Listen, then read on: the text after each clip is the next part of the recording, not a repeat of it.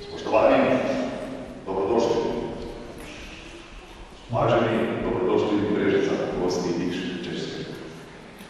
Najprej pozdravljam gospoda župana občine Brežice, gospoda Ivana Urbana, ženo gospoda župana, gospoda starostov, Martina Sobotkov, ženo iz Češke.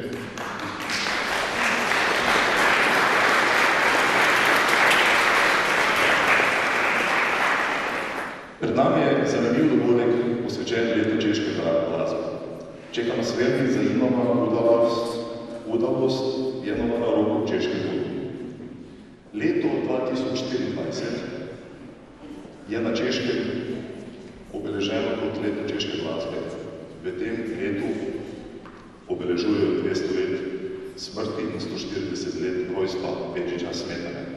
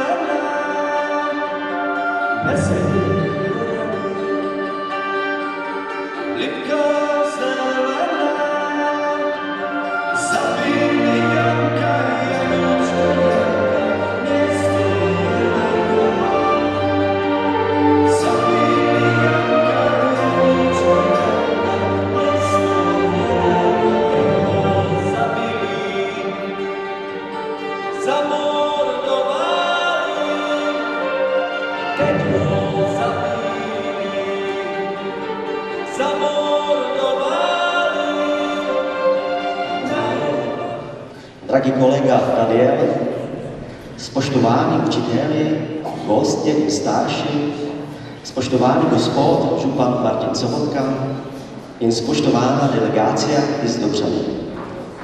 Naša zgodba o Lipi je končana. Na čudovitem symbolu rasti in košatenja našega narodnega drevesa smo vam želeli približati tisícletno pot češke glasbene kulture, saj ravno v letu 2024 na Češkem praznujemo leto češke glasbe.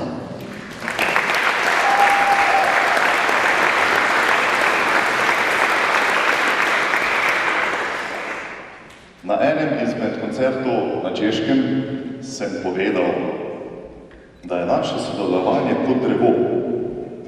Iz leta v leto raste in glasbeni sadeži postajajo vsako leto bolj žlahtnejši. On zahvalil.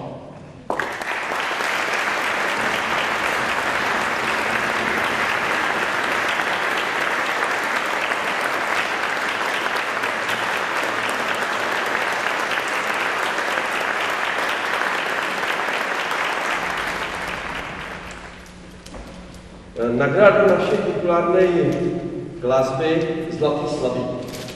I my privezli tebe, jak darilo kišu za vašich slavíků.